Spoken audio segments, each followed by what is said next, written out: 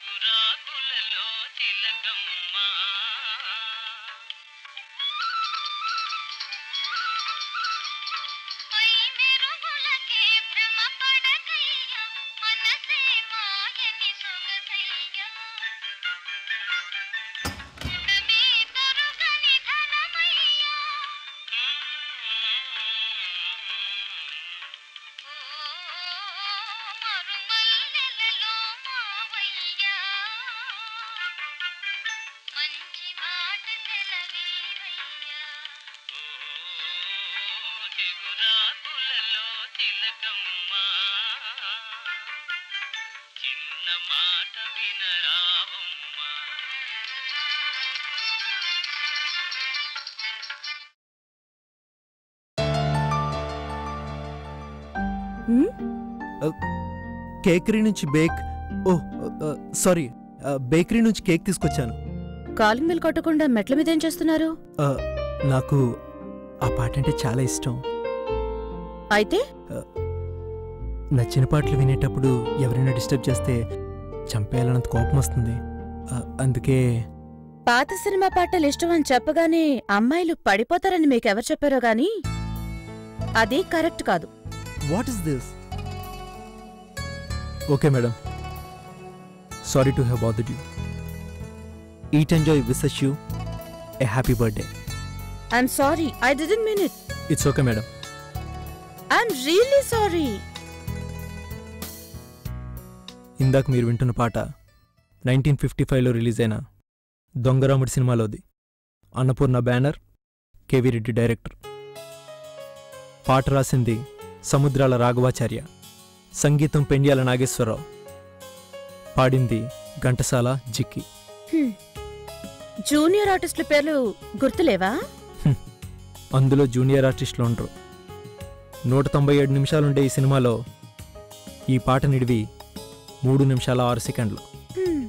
మహాప్రభు, పాత పాటల పట్ల మీకున్న మమకారం తెలియక తప్పు చేశాను. మీరు అంగీకరిస్తే ఒక మంచి కాఫీ ఇచ్చి నా పాపానికి ప్రాయశ్చిత్తం చేసుకుంటాను. దయచేసి అంగీకరించండి. No, it's all right. Please కూర్చోండి.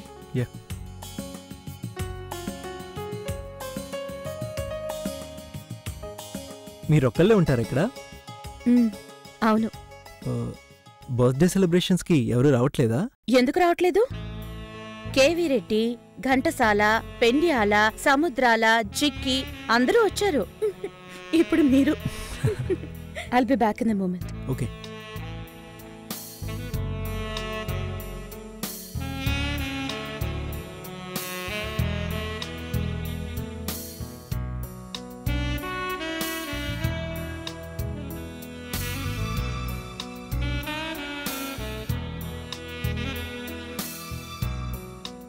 Telugu పాటలేనా?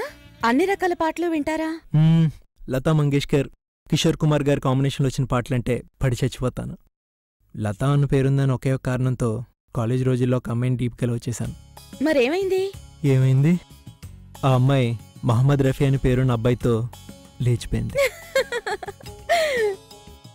Very funny. You are kidding right? I think so. అవును, మీ కరాటే గాని కుంఫు గాని వచ్చా?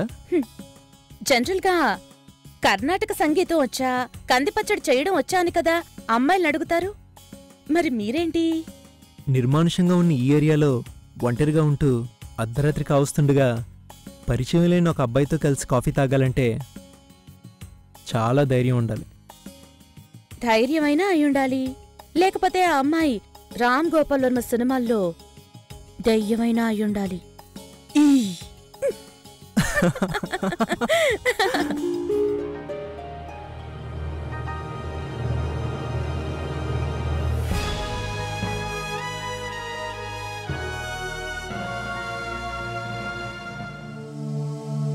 అందరిలో ఉన్నా ఒంటరిగా ఉన్నామనిపించడం, ఎవరూ పక్కన లేకపోయినా మనం ఒంటరిగా మిగలకపోవడం, ఈ అనుభూతిని నాకు పరిచయం చేసింది నిహారిక. సరే, ఎప్పుడు పెళ్లి చేసుకుందాం? అబ్బా, అడిగేశావా? నన్ను పెళ్లి చేసుకోబోయేవాడు ఇలా ప్రపోజ్ చేయాలి, అలా ప్రపోజ్ చేయాలి అని 100 కలలు కన్నాను. కొద్దిగా ఫార్మల్గా ట్రై చేయొచ్చు కదా. అనాథగా పుట్టిన నా జీవితంలో ఎప్పుడూ ఎవరో ఒకరు నాతో ఉంటూనే వచ్చారు. ఎప్పుడూ ఎవరో ఒకరు కాదు, ఎప్పటికీ ఉండే ఒక్కరు కావాలి. ఆ ఒక్క వ్యక్తి నువ్వే కావాలన్నది నా ఒక్కగానొక్క కోరిక. గాడ్, నువ్వు మ్యారేజ్కి ప్రపోజ్ చేస్తున్నట్టు లేదు, ఒక్కడి సినిమాని ప్రమోట్ చేస్తున్నట్టుంది. I think you had better be informal. కదా? ఇప్పుడు చెప్పు, పెళ్ళెప్పుడు చేసుకుందాం? అయినా ఆడపిల్లని నాకులేం తొందర, నీకెందుకు? ఒంటరిగా పడుకోలేకపోతున్నావా? నిద్ర పట్టడం లేదా? నిద్రపోయేటప్పుడు కాదు, లేచేటప్పుడే సమస్య. మంచంలో ఖాళీగా ఉన్న మిగతా సగం ప్రతి ఉదయం నా ఒంటరితనాన్ని గుర్తు చేస్తూనే ఉంటుంది. I can understand that. Loneliness ఎలా ఉంటుందో నాకు తెలుసు.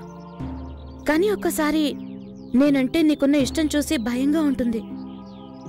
నేనొక మంచి వైఫ్ని కాగలనా? I'm not sure. నువ్వు నా కోసం ఏమీ మారక్కర్లేదు. ఇప్పుడు ఎలా ఉన్నావో అలాగే ఉండి చాలు.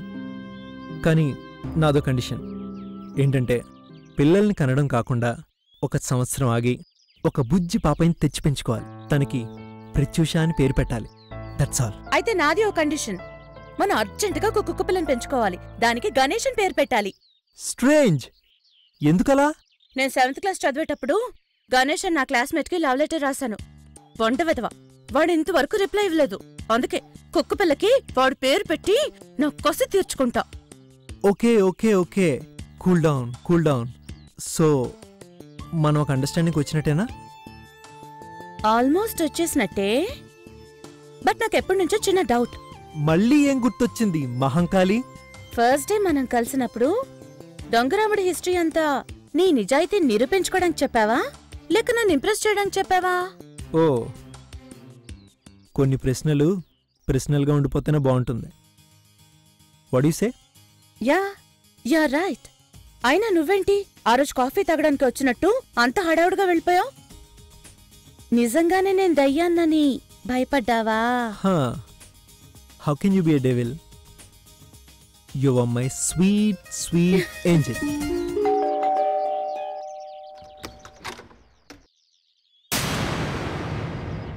ఈ అమ్మాయి పేరు ప్రత్యూష. పేరుకే పని మనిషి. ఈ ప్రపంచంలో నాకు నిహారికకి ఉన్న ఆత్మీయురాలు తనొకతే. మా వల్ల తను పొందిన సంతోషం ఎంతో నాకు తెలీదు.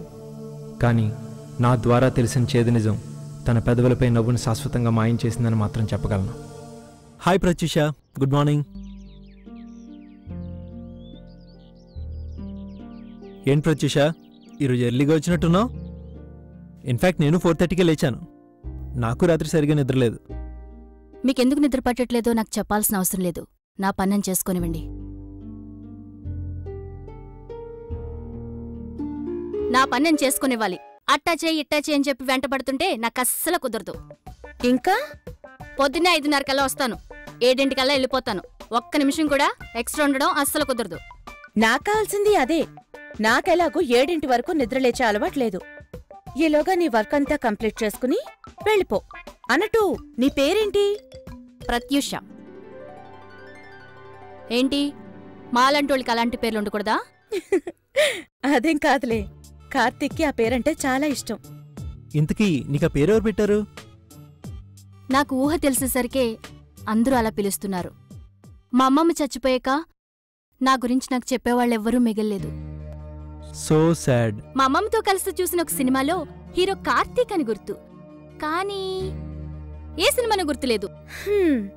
మీ ఇద్దరి పేర్లు, వాటి పుట్టుపూర్వాత్రల గురించి ఇంకోసారి ఎప్పుడైనా తీరిగ్గా మాట్లాడుకుందరుగాని. అన్నట్టు నువ్వు ఒక విషయం గుర్తుపెట్టుకో. కార్తీక్కి జాగింగ్కి వెళ్లి రాగానే స్నానం చేసి కాఫీ తాగడం అలవాటు. తన కాఫీ పెట్టించి పనిలో పని నువ్వు కూడా తాగేసే. ఓసారి మీ ఆయన్ని పక్కకెళ్ళమని చెప్పండి, మీతో పర్సనల్గా మాట్లాడాలి. హలో మాస్టారు, బిజీగా ఉన్నట్టు నటించే మీ కార్యక్రమాన్ని పక్రంలో పెట్టుకుంటే ఎలా ఉంటుంది?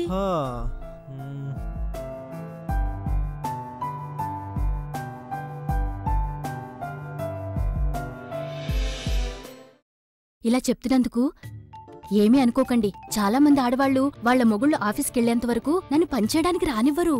మీరేమో ఏకంగా రోజు మీ ఆయనతో కలిసి కాఫీ తాగమంటున్నారు. ముందే ఆలోచించుకోండి. తర్వాత ఏదో వంకతో పనిలోంచి తీసేస్తే నేను రోడ్డున పడాలి. Hello madam, almost miss India ఇక్కడ. లోనెక్కులు స్లీవ్లెస్ల నుండి బికినీల వరకు నీ ఇష్టం. నువ్వు హాఫ్ సారీ కట్టినా అసలే సారీ కట్టకపోయినా నిన్నడిగేవాళ్ళెవ్వరూ ఉండరిక్కడ.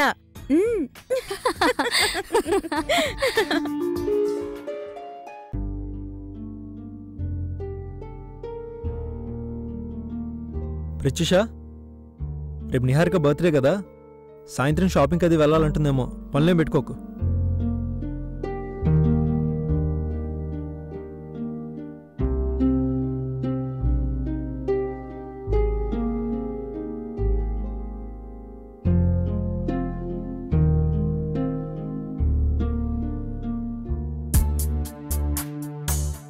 నిహారిక నా ప్రేమను అంగీకరించడం, నన్ను పెళ్లి చేసుకోవడం, ఈ 2 అద్భుతాలు జరగడానికి నా ఖాతాలో ఉన్న అదృష్టం అంతా ఖర్చయిపోయిందని నాకు అర్థమయ్యేలా చేసింది ఒక మహమ్మారి. ఆ మహమ్మారి పేరు న్యూరోనల్ సెరాయిడ్ లైపోఫ్యూసినోసిస్. డాక్టర్, నిహారిక ఫ్రీక్వెంట్గా తలనొప్పితో ఎందుకు బాధపడుతుందో ఏమైనా తెలిసిందా? We are least bothered about the headache, Mr. Karthik. There is something more which is very disturbing. Niharika ఒక రేర్ డిసీజ్తో సఫర్ అవుతుంది. న్యూరోనల్ సెరాయిడ్ లైపోఫ్యూసినోసిస్. కోట్లలో ఒక్కరికి మాత్రమే వచ్చే అరుదైన వ్యాధి. ఇది విని తట్టుకునే ధైర్యం నీకుందో లేదో నాకు తెలియదు, కానీ డాక్టర్గా నా డ్యూటీ నేను చేయాలి కాబట్టి చెప్తున్నాను. తను 2-3 వారాలకు మించి బతికే అవకాశం లేదు. నిహారిక్కి ఫిజికల్గా ఎలాంటి బాధ ఉండదు. అసలు తనకు ప్రాబ్లం ఉందని తనకు తెలిసే అవకాశం కూడా లేదు. ద స్ట్రేంజ్ పార్ట్ ఈజ్, తను చనిపోవడం అన్నది ఖచ్చితంగా నిద్రలో ఉన్నప్పుడు మాత్రమే జరుగుతుంది. వారం రోజుల నుంచి ఇక్కడ డాక్టర్స్తో పాటు అమెరికాలో ఉన్న ఎక్స్పర్ట్స్తో కూడా మాట్లాడి చూసాం. But we are left with no hope. No. మనం చేయగలిగిందల్లా ఉదయాన్నే లేచి తను ప్రాణాలతో ఉందో లేదో చూడడమే.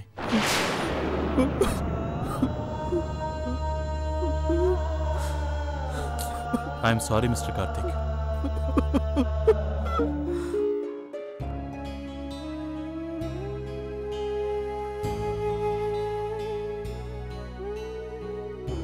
ప్రత్యూష ముభావంగా ఉండడం చూసినప్పుడల్లా నా బాధ రెట్టింపు అవుతుంది.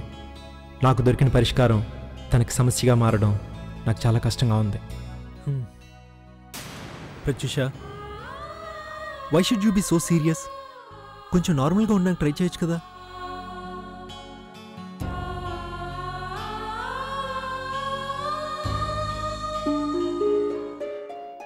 ప్రత్యూష,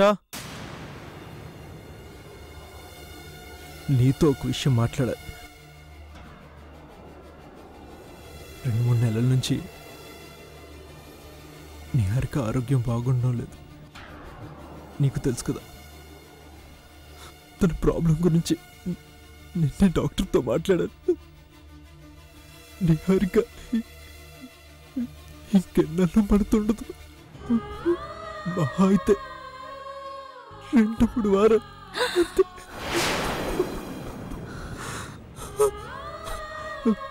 నిహారిక అంటే నాకెంత ఇష్టమో నీకు తెలుసు కదా.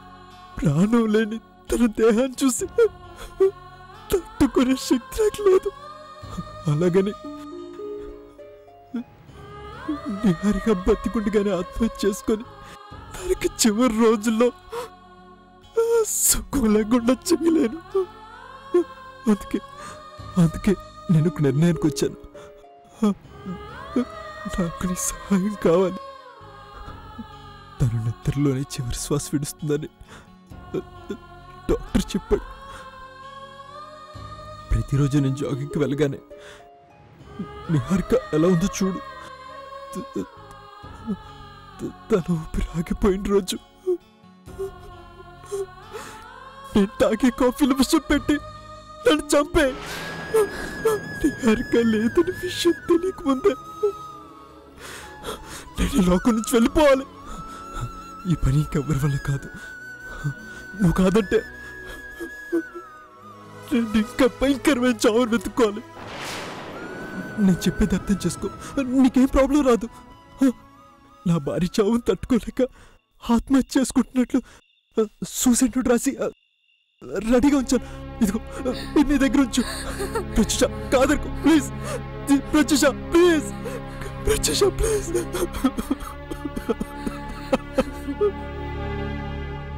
నిహారిక ఇంకెన్నెన్నో పడుతుండదు.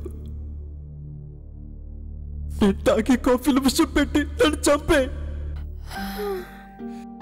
కార్తీక్,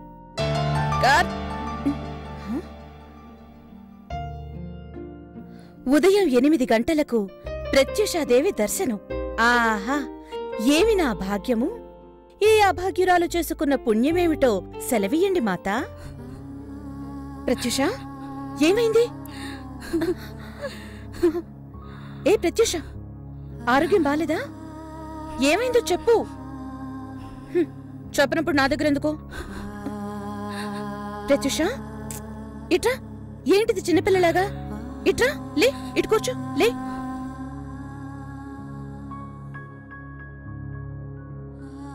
నీకిష్టం లేకపోతే చెప్పక్కర్లేదు, కానీ ఇంకోసారి మాత్రం ఇలా కనిపించొద్దు. కార్తీక్ తర్వాత ఈ ప్రపంచంలో నాకున్నది నువ్వు ఒక్కదానివే. నువ్వు ఇలా బాధపడుతుంటే నేను తట్టుకోలేను.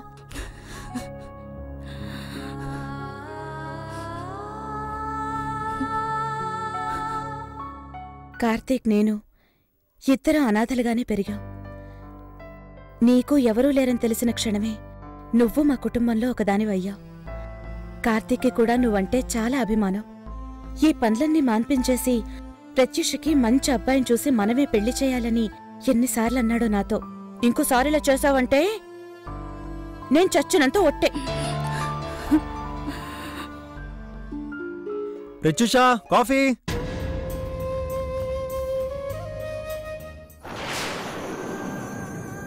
ప్రత్యూష,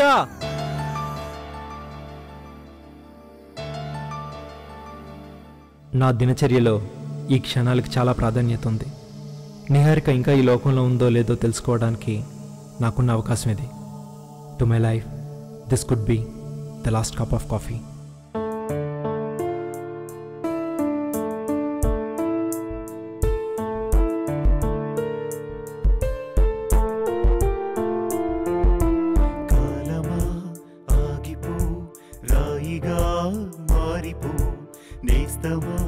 మేలుకు చైత్రమై సాగిపో.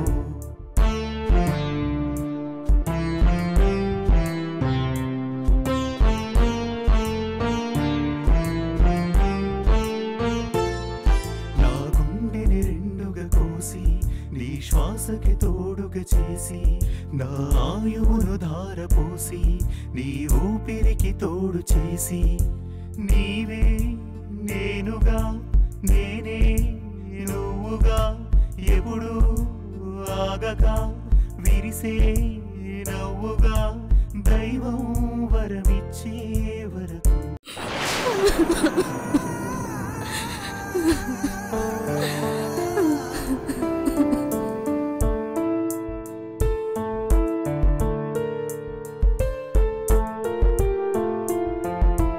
కాలమా ఆగిపో రాయిగా మారిపో దైవమా చూసిపో భారమే తీర్చిపో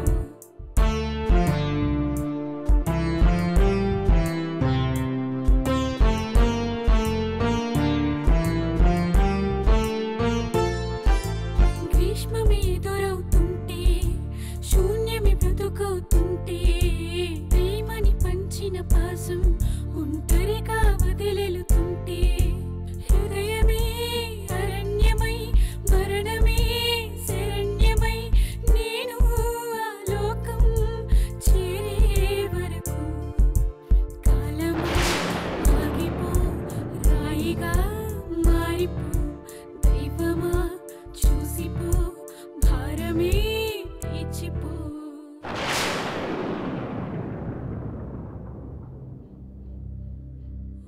అనుబంధాల్లోని లోతుల్ని తరచి చూడడం తప్ప ఆత్మహత్యల్ని ప్రేరేపించడం మా ఉద్దేశం కాదు. ప్రేమను ప్రేమించేవారికి, మమతానురాగాల్ని పంచేవారికి ఈ లఘు చిత్రం అంకితం.